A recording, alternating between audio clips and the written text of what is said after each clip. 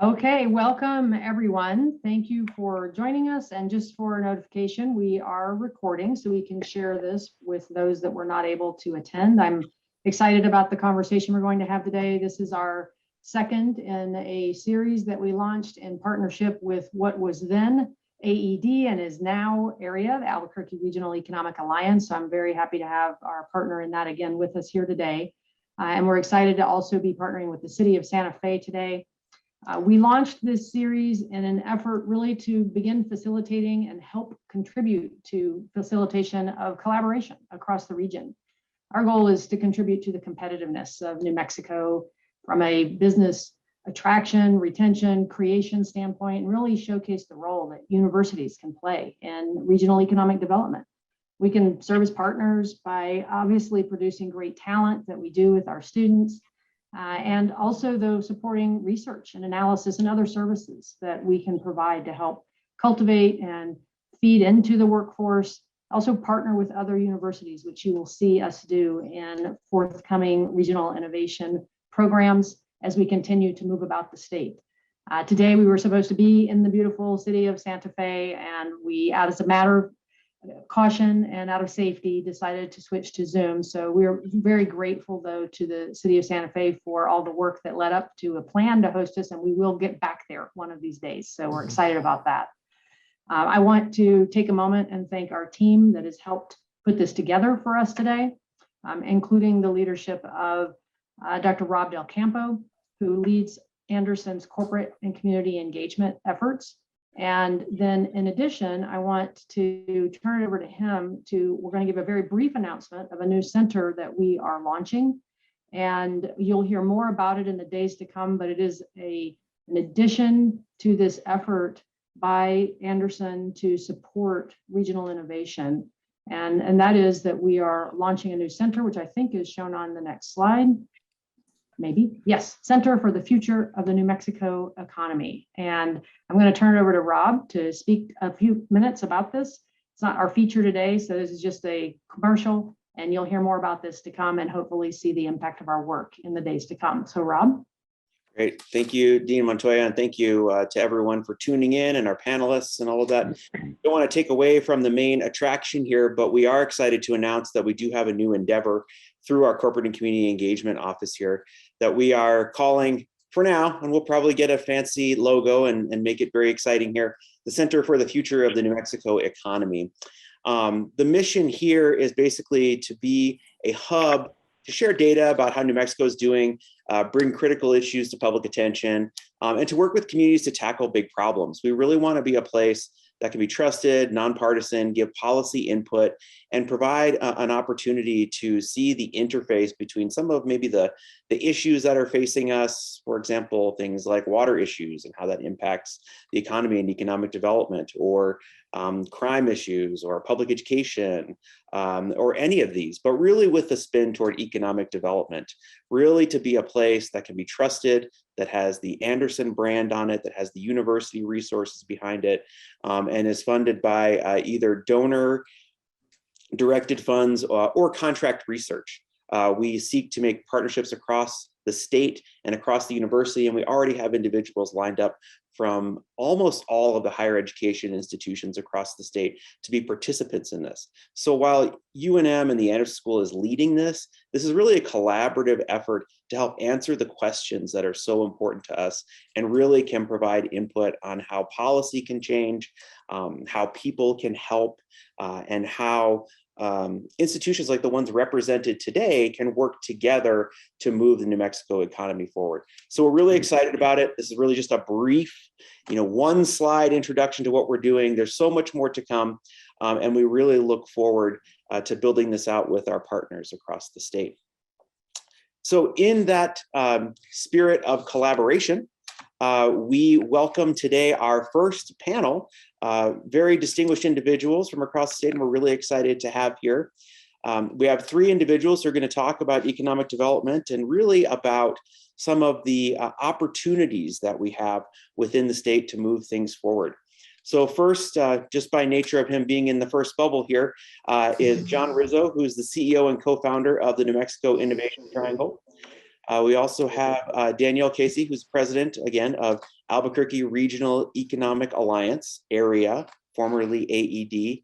And also Rich Brown, who's the director of Community and Economic Development from the city of Santa Fe. So really some key individuals across the state who are going to speak to us today and interact more so than just give us an opus on their interests.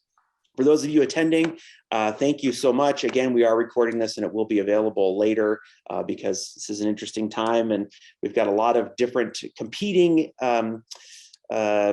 forces for everyone's time at this point in time. But if you do have a question, the Q&A is available. So please feel free to drop a question in there and I will do my best to address those with the panel as we move forward.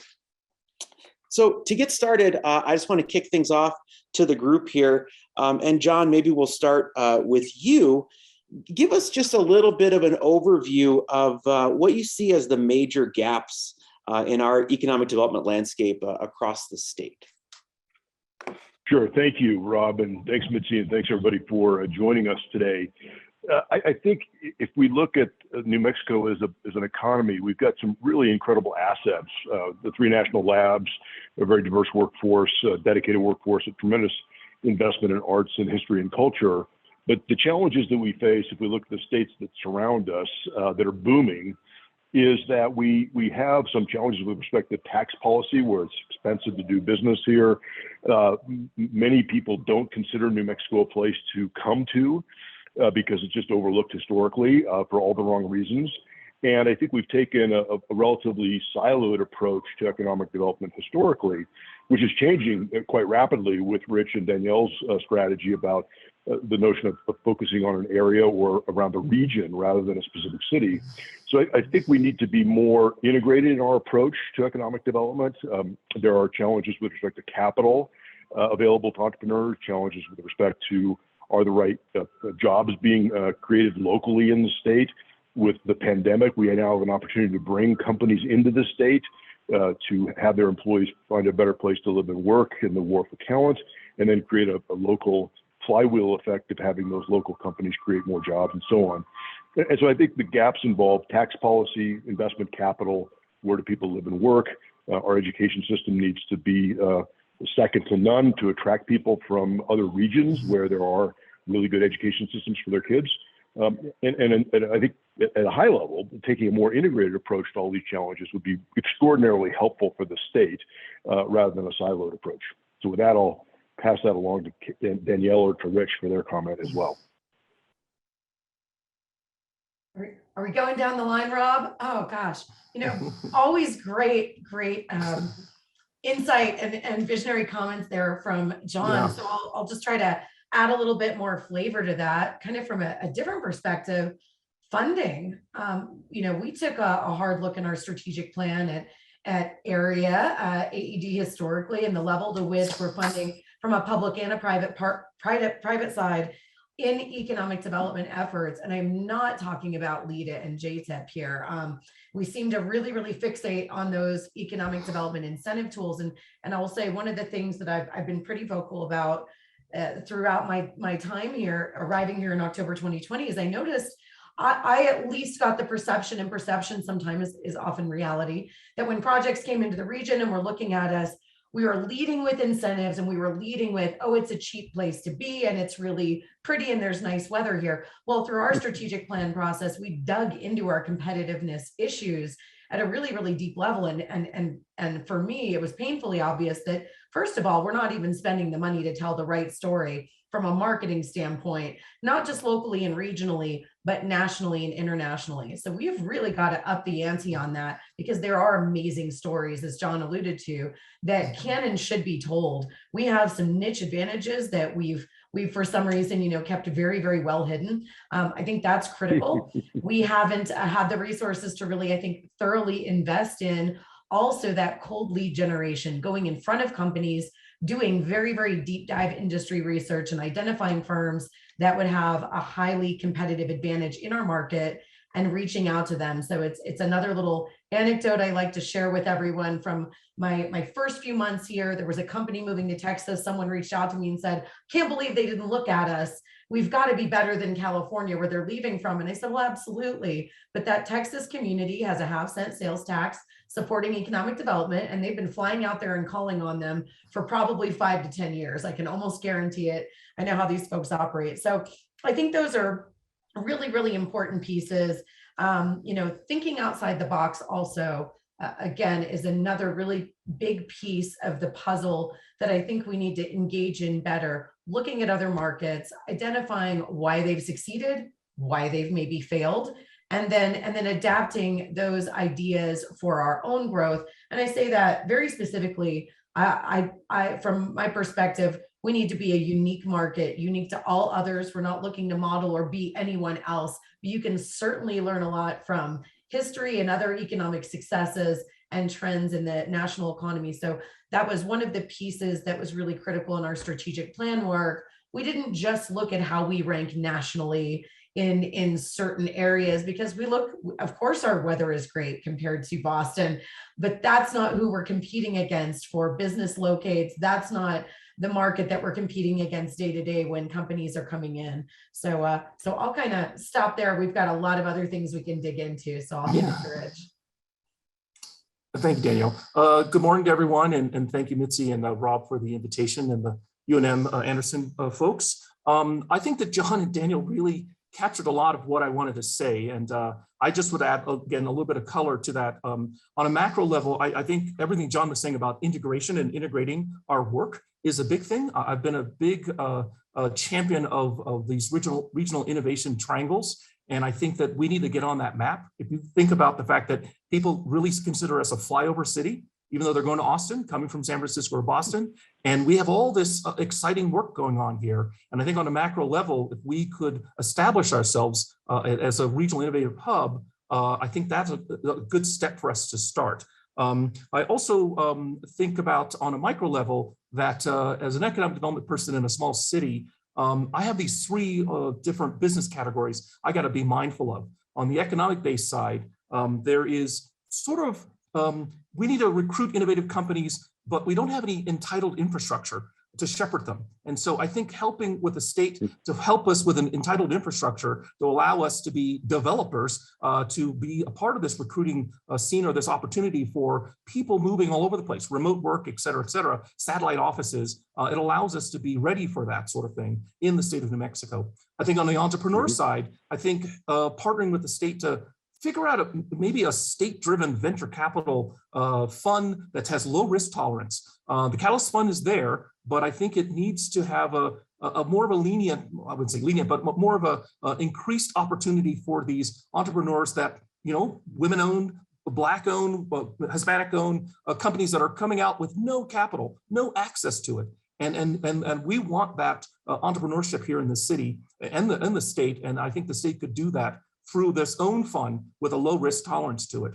And then for our lifestyle and cottage businesses that really run our cities, I think that we need to invest in business navigation just to help them sort of audit and build resiliency because we've now faced a pandemic and some are surviving and some are not.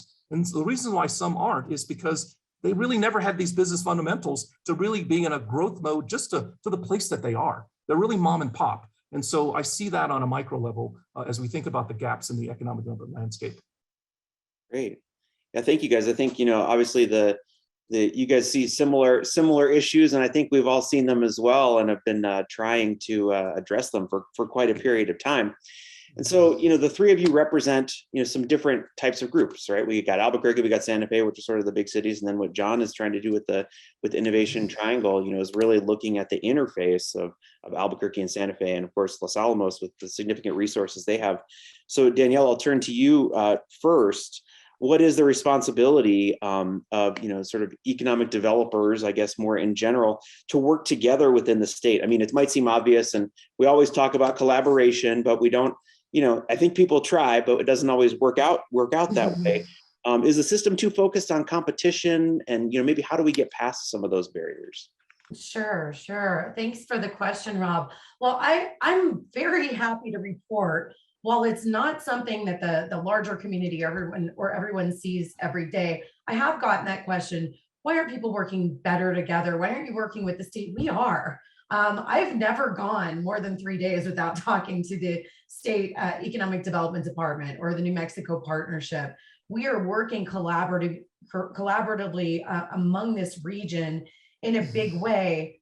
However, when we think about statewide in terms of all of our economic development agencies, one of the things that I think that we have to work on in a really focused and intentional manner is growing the economic development professional talent pipeline. So there's a group out there called New Mexico IDEA.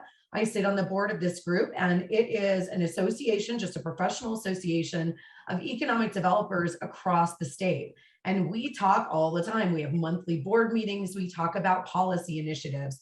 We are working to try to raise the educational level and bring more professional development to economic developers around the state. So there is a lot going on behind the scenes that maybe is not obvious and seen on a day-to-day basis.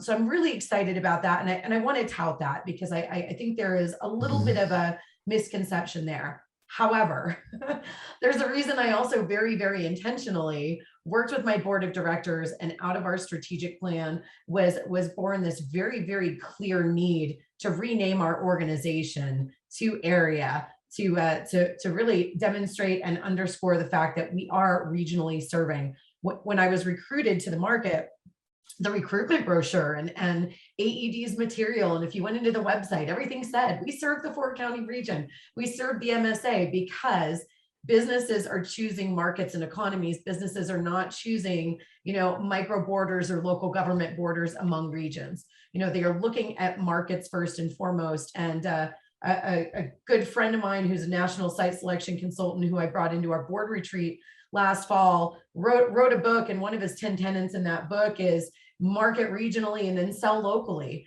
And so if we don't have alignment from a public-private partnership standpoint among the greater region, and to me, it's really, really critical. That means local elected officials sitting at the table with CEOs and business leaders, figuring out where our common goals are among a region, and then driving initiatives that actually close our competitiveness gaps. Then we're doomed to continue to cycle around this. Why is Albuquerque getting that when Rio Rancho isn't, or what's happening in Los Lunas? And so the work that we spend a lot of time doing here at AREA is even just telling that story better, running economic impact analyses that truly demonstrate that a new project located in Rio Rancho has an economic impact to Los Lunas, has an economic impact to Santa Fe. So we really need to think about these things in a more cohesive way. And I think standing up and redefining our organizations in a way that is, and I know we're going to talk about inclusivity later, but really is inclusive of everyone in the market. There are going to be target industries and focus areas that are top of mind for one community within our region and maybe not for another. But that's the beauty of it. We can have a client or an opportunity come to our community, and if it's not a good fit for Santa Fe, if it's not a great fit for Los Lunas because they don't have a site, we can share it among the region and always focus on, isn't it better that we, first of all, keep our companies, but also grow and attract new ones. First and foremost, of course, think about your local community, but within our region and within our state. So kind of closing my answer for you, when we think about competition, we have to continue to work very hard to make sure everyone, from your neighbor down the street to our highest level elected officials, clearly understands that the competition can't be and should not be within our local state. We should be looking at other top competitor markets and figuring out where we are getting close to winning, but not winning in areas that we want to succeed, and figuring out how to change that narrative for ourselves. That's some great points. Yeah. Rich, I'll ask you next. I mean, how does that kind of look from your perspective? Santa Fe is externally probably the most identifiable place in New Mexico, and very sought after. But how does this play into your thoughts and approaches to working together? Yeah, thank you, Rob. I met with someone the other day, and they said, Santa Fe punches above its weight class. I thought, oh my God, that's very impressive. I think that I don't really see it as competition so much. I think the state's so big that other cities don't necessarily, I don't see them as sort of trying to compete with us, but I do see your idea, and I wanted to put a feather in John's cap, because John has moved here and become a connector, and he's connecting our cities together in a lot of ways, and I think that we're all eager to have these conversations and to support the work he's doing. I also think that as the Economic Development Department in the state thinks about industry diversification, I think that this is a way for us to actually spread that around. Spread it around through all over the state. If we're working on cybersecurity, we should all get together in all the cities and talk about cybersecurity and how we can do it as a state. I think that's kind of where we can not think about the competitive aspect to it. One of the other things that we had discovered through the pandemic really was that we had been sponsoring some acceleration in the city, and we were focusing only on Santa Fe. But then we realized that there were other people who wanted to accelerate a business, and we needed to open the doors a bit. So we realized that bringing in all types of folks from around the state to be a part of the acceleration programs is a good way to sort of not think about that competition. Additionally, I also think that we do have a shining cause where, you know, Las Cruces and the Arrowhead Center is a great example of how they share amongst the state. They don't just keep it right there in Las Cruces. They actually share amongst us. And so we do have examples of where you don't see that competition, where we are bringing ourselves together. And then I think now with Anderson and the things you guys are doing, we're seeing it on the northern side of the state. So I don't necessarily see us as competitive, but I do see us as a way that we need to look in the future of ways that we can start sharing more as businesses start to grow and businesses that are diverse come into the state, and how we can share it amongst the borders that we have here right now. So great. Well, John, the great integrator here, your whole concept is based on this collaboration. So what are your thoughts? Oops, I think you're on mute there, John. Thank you. Sorry about that. So we started at a high level and look at sort of what's happened macroscopically. The pandemic sort of changed things, I think, in many ways forever. And if we look at what's happened in the last several years, it's moved, at least in tech and innovation jobs, I think the world has moved to a more employee-centric view of the world. And what I mean by that is employees in these innovation and tech companies have proportionally more power than they had 5 years ago. I'll give you an example. I won't name the company, but there's a good friend of mine who's a venture capitalist in Silicon Valley. He also tends to spend his summers in Bozeman, Montana.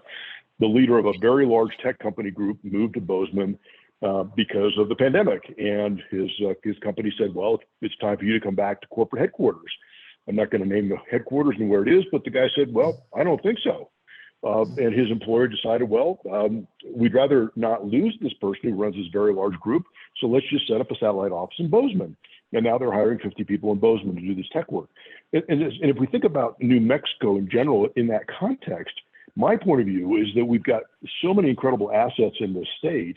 If we have a coherent message across all the things that we're doing, and I think Danielle and Rich are doing an incredible job, as well as Mitzi and her approach in this whole notion of having the business school be a catalyst here, to tell a story around the notion that if you're in a tech or an innovation company and you want to compete successfully for the war on talent, which you are every day, you ought to look at New Mexico as an alternative for all these other places because it's going to be more employee friendly. And let's focus on the benefits of New Mexico with respect to culture and R&D dollars and quality of life and all that stuff. And then the question becomes, well, we've made a choice now to look at New Mexico. We can decide whether or not we want to be in the south or the north or what city we want to be in, because each of the places that we've got in the state offers something unique and powerful to a different set of employees and a different set of employers. And on top of that now, many of these innovation companies, their employees can choose to work and live anywhere they want. And so my sister, for example, she's an executive at Twitter. She lives and works in Chama for Twitter. It's crazy. The guy who runs Lime, which is a massive mobility company in San Francisco, Rich Brown introduced me to him, lives in Santa Fe. And there are a wide variety of people that are migrating to the region who have a desire to love this place and contribute to this place, who can connect broadly across the country. If we just, as a team, are singing the same story, the same song sheet around a better place to compete for the war on talent and innovation, great set of natural resources, great momentum with places like Meow Wolf and Netflix and Facebook and others. We're at the beginning of a big wave, and I think we market that in an integrated way, we'll have a chance of being more successful at capturing all of these areas. And me, for one, over the last couple of years, having spent time on this project, I've not seen anything but cooperation and integration across the state and government and organizations tasked with doing this. And I think that's a major change from before in a good way. Great. Yeah, I think, perception versus reality is certainly something to sort of dispel. So I'm glad we had the opportunity for you guys to share about what's really going on there. Because I think the assumption is that, we have this tremendous, war amongst everybody in New Mexico, and that's not always the case. So, thinking more about our strengths here and the opportunities that we have, I'd like to kind of shift gears and think about the concept of inclusion. Rich, you had mentioned earlier the concept of venture capital specifically focused on some specific groups of individuals, but more broadly, how can we build a more inclusive landscape for economic development? Maybe not only in terms of how funds are deployed and that sort of thing, but how do we get more people included in the conversation? I think it's sort of off-putting sometimes. People think, economic development, how does that really impact me? Or, how can I be involved and make things happen? So kind of a two-pronged question for you. Yeah, I think through this question, and I think about the role that I now play. My role is community and economic development, and I think that we need to put that into the mix. And so when I think through this inclusive landscape question, I think about how, as a state, we could start out by looking through some shared indicators of a healthy state and a healthy city. What are the indicators that tells someone from the outside or from the inside that we're doing a great job, or we need to aspire to this? I think John was talking earlier about education. I think about jobs. I think about nightlife. I think about all these things that are indicators of a healthy city. Perfect example: Santa Fe got a prison, but they didn't get a university. So we'd love to have a university in our city. That would be a great indicator of a healthy, growing city. And working with UNM is a nice thing to be pursuing. But these are the types of things I think that we could use as all cities in the state to share, so that we know that we're all aligned as a state as to where we are as a city. When someone comes looking for us, or when someone's thinking about, well, I'm going to expand, and where do I go? So that they know that this is a place to stay. I also think that the pandemic really sharpened our saw around using tech innovation for lots of things. Zoom is a perfect example, right? I also think that we could use tech innovation to share our mapped assets. Think about all the things that we have around the state that I don't even know about, that I wish I did, that we maybe could mirror in our city here. And I think you could use some tech innovation to do that on a state level for our cities. That makes us a much inclusive place in a lot of ways. I also think that, again, having success stories templated that are happening in cities that I know about. Just recently, someone on my staff went to Farmington, and they were actually impressed because when they went into the city, what they first noticed was Farmington talked about being an outdoor adventure city.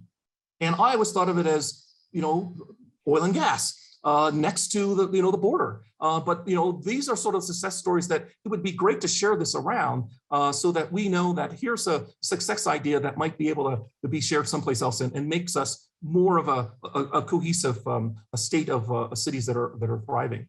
And then, as you said, Rob, earlier, I think I'm very passionate about this investing in the MBE businesses, capital investment. I think that'll be a much more inclusive thing. In the city of Santa Fe, we're about 40% Hispanic speaking. And it would be great to see that reflected in the type of business and economic growth that we have here in our city. So those are the things that I would say come to mind for me for an inclusive landscape for economic development. Yeah, so John, your thoughts? Yeah, so I would describe it this way around sort of coherence in the strategy. So let's imagine, and this relates to the panel that you've got coming up next on quantum computing. Let's imagine that New Mexico wanted to become the center of the world in quantum computing or quantum storage. That was our goal. If that was our one goal that all of us had in the state, just set that aside for the moment, what would we do if we had that goal? Well, number one, we'd create a venture capital fund focused entirely at quantum computing. Number two, maybe Mitzi and the business school and you, Rob, would create an endowed chair around quantum computing startups, and it would draw university students in that regard. Maybe there'd be a change in tax policy that said that any person who worked in quantum computing in New Mexico, there were no taxes on their capital gains for stock options. Maybe there was another policy that said that if quantum computing companies contributed some of their employees to help create curriculum at UNM and CNM and New Mexico Tech that would crank out quantum computing skill-based jobs, they'd have a break on their gross proceeds tax. What would happen if we said that we wanted to create a quantum computing innovation hub in Albuquerque near the Air Force Research Lab where people could live and work together in a very integrated sort of innovation village that was dedicated to quantum computing?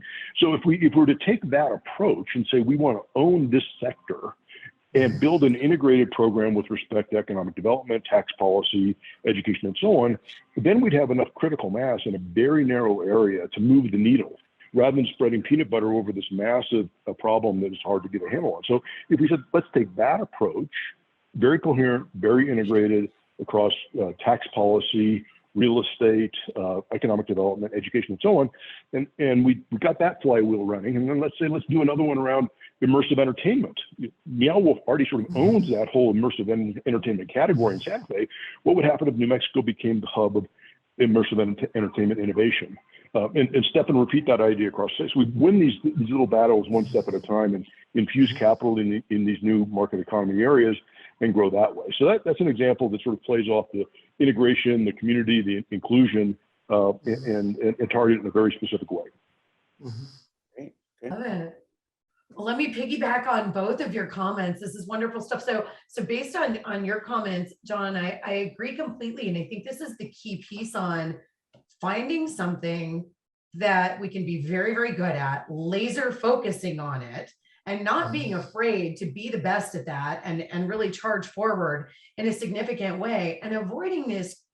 And this happens everywhere. It's extremely common, right? The scope creep of we want to make everybody happy and we want to do a little bit of everything, or we have to do everything. So we never get one really innovative thing done in a big way. And you're absolutely right. If you focused on, and these are some of the things we are going to be delving into in a bigger way as we evolve and implement our strategy in this region, are exactly what you're talking about. What are some of those big idea initiatives that we could launch that, yes, there's some risk taking there. There's certainly some leaps of faith, but if we get everyone behind him and put the right infrastructure in place, physical and virtual infrastructure, then we can truly have something that, again, no one else has, because that's how we get away from being the cheap location with nice weather. And we become the place where people have to come because they can't do or access what we have anywhere else. And we have all of the right, I really believe we have all of the right puzzle pieces in place for that. So, and that scope creep is important. It's something we talked about quite a bit when we looked at our strategic plan. Well, we're trying to do events and we're trying to do this and we're trying to do that. And all of a sudden, I look up and I go, well, why are we doing these things when our partner over there does it really, really well? So why don't we lean on them for the one thing that they do extremely well? Let's be inclusive and partner and kind of get over our own fiefdoms and realize there is more work to be done in the economic development landscape in this state, in this market, than any of us that are here working in this space can ever possibly accomplish. So if we can kind of divide and conquer in that way and align ourselves, I think it's going to be really critical. And so Rich talked a little bit about metrics and thinking about economic indicators. And I love that because I personally believe that measuring yourselves just by the new jobs that came into a market is a very old school way of thinking about economic development. And it is not how economies are measured now. And it's not how success is measured. We need to be thinking about what percentage of those roles are high wage. What's the actual impact to people in their average household income, right? What are all of those plethora of economic indicators? And a lot of economic developers nationally, and I've seen it, I engage with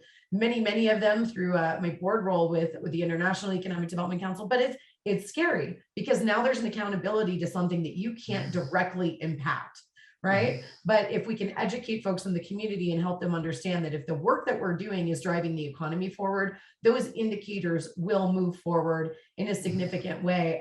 And so this is one really big reason why in our, again, and I keep going back to our strategic plan, it's kind of my my Bible, right? My professional Bible.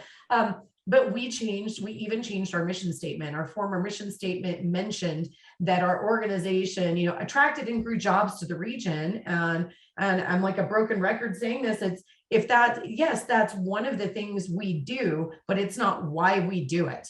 And it's just one piece of the puzzle. So we changed our strategy to talk about us executing strategic initiatives that close our competitiveness gaps, that then in turn raise the quality of life for everyone. And my team knows really intimately that if we're doing something one day and even in the most, indirect path, it's not designed to or doesn't have the possibility of impacting people's lives overall in a positive way, then we really have to question why we are doing that work or why we're focusing our efforts in that arena.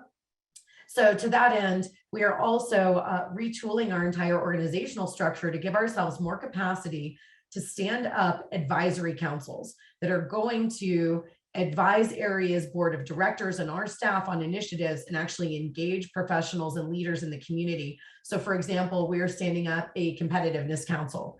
This group is going to look at our biggest issues each year on competitive landscape challenges and sit around the table and figure out what we can do about it and then mobilize in that work directly in our organization, but through all of our partners. We're going to do the same thing with key leading target industries as well. So I look forward to having Rich and John at the table for those conversations.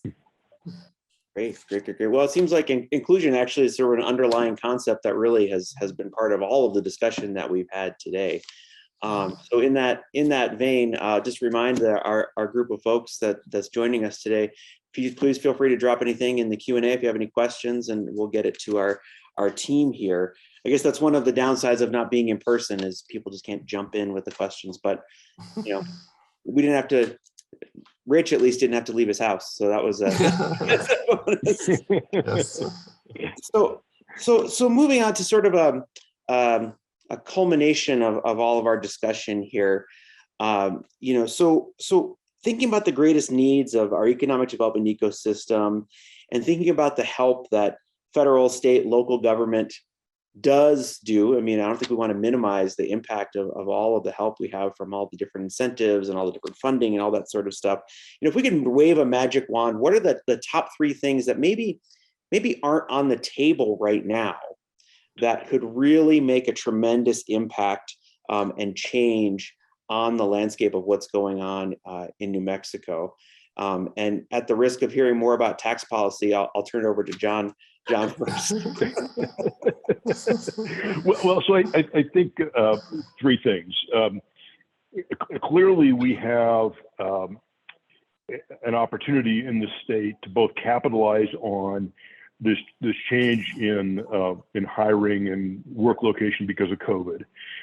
We also have an incredibly culturally diverse state, which plays very well into ESG requirements and ESG investments and social impact investing, which is a massive trend at a macro level. We're probably the only state in the country that has an opportunity there, in my view. And I think that Mitzi and some of the work she's doing on diversity is going to be helpful there. But to answer the question, I do think that tax policy can be helpful because what it does is allows companies to do an economic analysis and determine that all things being equal, there is an economic advantage to being in the state, which is helpful when they look at all the other areas that they might be concerned about. But the 3 things that I would talk about are tax policy changes to encourage innovation and encourage job growth in these areas. I don't think it's required, but it's helpful. Secondly, I think that an integrated, coherent approach to marketing New Mexico and all the great things that we have in New Mexico and why it's a great place for you to be, either as an individual or as a company, would be extraordinarily helpful in investing some energy in that, which echoes what Danielle had spoken about earlier. And then I think thirdly, what we really need to do is to think way outside the box. We've been in this situation for decades now. And it's a mindset that affects our ability to sort of break with the past and have a change for the better in the future. I don't know that people in New Mexico understand what the benefits of economic development and innovation economy means to everybody in the state. Some people may think it's a bad thing. Some people may think that it's not going to help their families, but it is. So I think that we need to be really creative about thinking more out of the box and less incrementally going forward, because I don't think incremental changes are going to create the kind of outcomes that we all want to achieve with economic development. Incrementalism is just more of the same. And I think, I learned early in my career working at Apple from Steve Jobs. He said, look, people don't know what they want until they see it.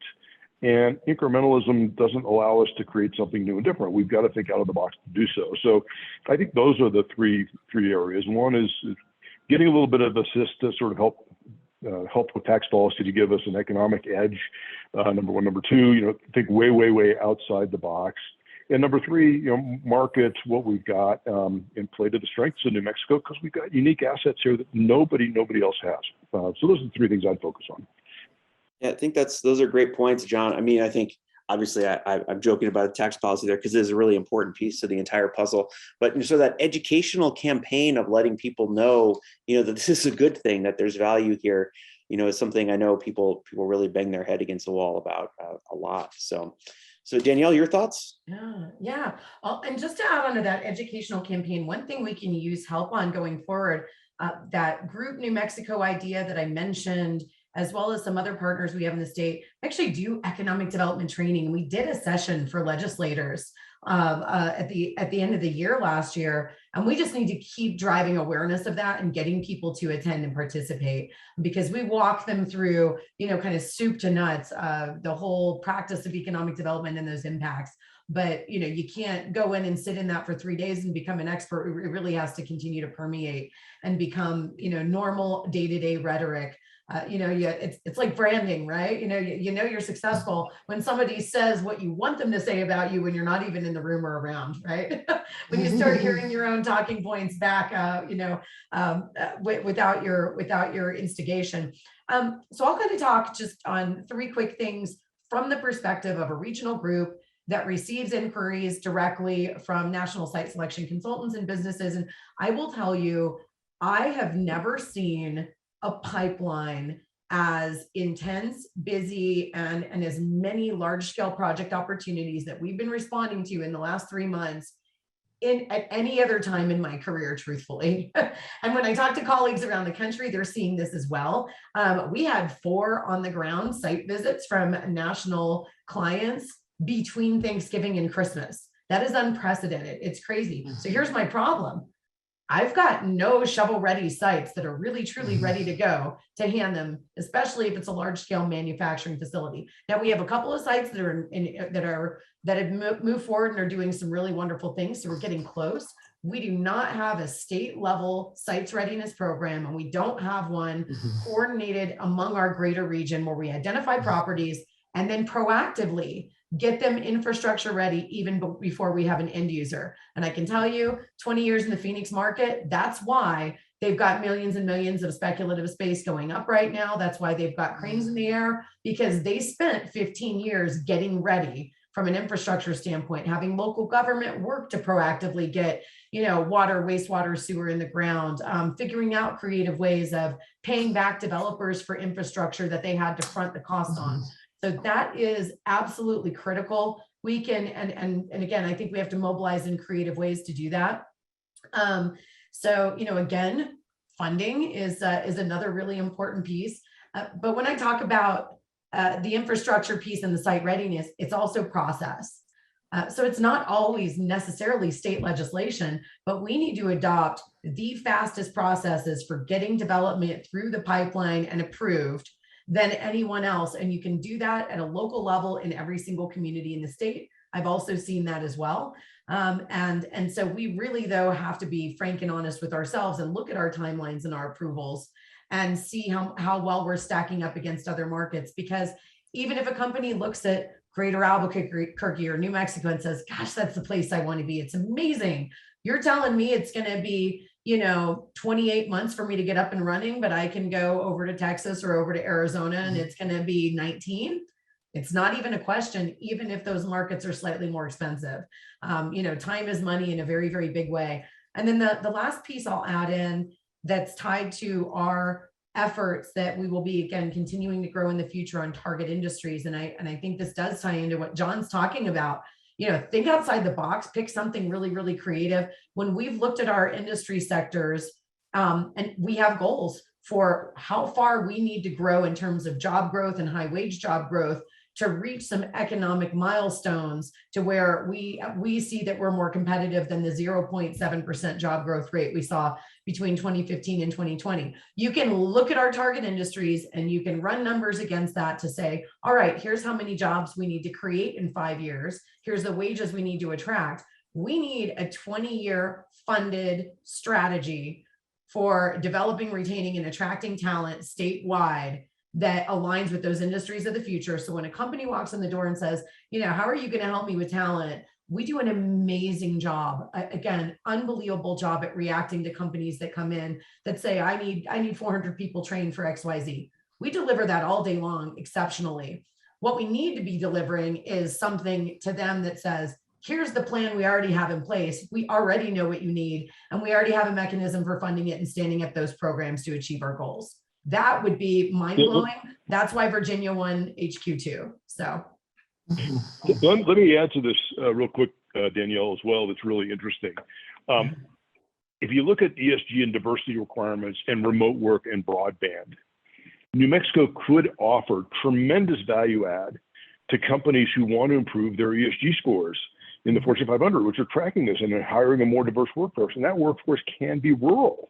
With broadband, you can imagine enabling a whole set of new employees in New Mexico that are working remotely from their homes via broadband, doing really interesting work that not only creates opportunities for themselves and their families, but creates opportunities for their companies to sort of optimize their diversity in hiring practices. We would be incredibly unique in that regard, which amplifies your point of view about not only getting cranes in the air to build buildings, but also allow people to work remotely in their home areas without having to amplify the infrastructure. So we can do both in a very powerful way. Yeah. I think everyone's kind of talking on the same vein here, that there's coordination issues, there's some value in the way we look at inclusivity, et cetera. But Rich, I'm gonna turn to you. So what do you how does your magic wand work in this? Yeah, thank you, Rob. I think I might be a little bit more parochial in my responses, just because I'm a small city and we don't have a lot of big, million citizen states here. But from my standpoint, it would be great to see the state bring more of their business recruitment and expansion reps to the state. There's only, I think, 4 of them in the whole state, and they're all over the place. They're driving 150 miles a day and trying to, just to Danielle's point about recruiting businesses, how do we help and support that if we don't have a constant flow of connection with our BRE reps across the state? I think the other thing that I think would be great, Magic Wand-wise, is that if we could have access or support for more grant writing. There is money raining down from the federal government, and all the cities in this state do not have the capacity or experience to write a grant to get it. We're leaving millions of dollars on the table, and that suffers for us as a state. So I think either the legislature or the Economic Development Department could think about how we could build a grant writing community or nurture a grant writing community so that we can share it amongst our cities, so that we can take advantage of some of these things, or rural areas or mid-sized areas or large cities to access some of these federal regional grants, so that it'll help us with technical advisory or those shovel-ready projects we've been talking about. And then to Danielle's point about investing in state in shovel-ready projects. And I also think that it would be great the state to look at some of their capital outlay and say, let's invest in regional innovation hubs. Put some money into investing in regional innovation hubs so that we can be shovel-ready in a lot of areas. As again, Mexico is a huge state. There's a lot of open land. I mean, I just look at the map and we talk about opportunity zones, and you can see that they're all over the place, but there's just a lot of open space still there. And so I think that's, for me, would be a great idea to sort of get there in front of it. They've already announced what are their key industry sectors they want to focus on. Let's turn those into regional innovation hubs. To John's point about, taking the immersive economy in Santa Fe. So if the sky was really full of rainbows, I would say let's consider revisioning some of the enter the nation law, because we don't have a sense of nimbleness that our neighboring states have as it relates to small business or entrepreneurial incubation or acceleration. I know that's probably heretical, but I just think that at some point in the future, we might need to look at that from a standpoint of how New Mexico can be a much more nimble state now that we are 100 or so years beyond that law that's been passed. So those are the things I think about on a city level as it relates to, what would I like to see if I had a wave of magic wand. Awesome. That's great. I mean, I think we all have our wish list. We could certainly make happen here. that would be great. Got a question on the Q&A from Dave Hansen, who's here at UNM. So he states that New Mexico had 13 separate EDA Build Back Better Phase 1 proposals rather than coordinating. So he's looking for some insight on how do we change that culture. How many of these groups are helping out on the 2 proposals selected for the second phase, or does it just sort of maintain this kind of, who's grabbing the money and that sort of thing? Any thoughts on that? Rob, I can speak to that. We were one of the groups that won one of those phase 1 proposals. And I think that it's a group of 6 of us, and it's a very diverse group. We're having a launch meeting starting next week. And I think that's a question that we can ask and put on the table. How do we expand out to what we're trying to do to get to that phase 2? It is a regional play. It's Albuquerque and Santa Fe together, and it's diverse through the Hispanic Chamber. There's our entrepreneurial groups. There's some of our technical advisory nonprofits and ourselves as a city. We've actually put in for one of these regional hubs for technical advisory, but it's something that we can actually put on the table as we have our launch discussion around what we do our next round of that grant writing. Mm-hmm. Yeah, and area has been very involved in supporting those as well. I think it's another, but it does speak to some of the things we've touched on where we don't have a lot of people that are experienced grant writers. So I think we had tons of groups that were very excited and did see that these are opportunities and resources. But I frankly, yes, sat on call with folks with great intentions that didn't really quite understand the process of applying for an EDA grant. And I've done some of this work in the past, but as a C6 previously, and we were actually transitioning to a C3, area was not able to lead an initiative like that, but we could support them and offer support letters and expertise and resources. So I agree. There's always additional ways to reduce this plethora of, that if you've got 100 applications and none of them are good, then runner up is first loser. So I am really thrilled though to see the successes that we may be having coming down the pipeline in there, and the applications we were involved in supporting did have tremendous coordination and a lot of folks at the table. So again, very exciting to see. I think the exciting piece too is that we know people are willing to come to the table. You just got to dangle a few $100 million, and then yes, you do. Easy. So with that, I'd like to thank the first panel here. Thank you so much for taking the time to be with us and to share your thoughts and be involved in, and really demonstrate collaboration, which again was one of the underscore items that we kind of wanted to hit on today. So I appreciate your time coming from 3 different areas. We've got John Moore coming from a private sector perspective, and then Rich definitely being city led, and then Danielle kind of having a sort of hybrid approach here. I think it really gave us a nice view of how different folks, view things differently and actually more similarly than you might expect. So really appreciate you guys taking the time today. And we will look forward to continuing to interact with you.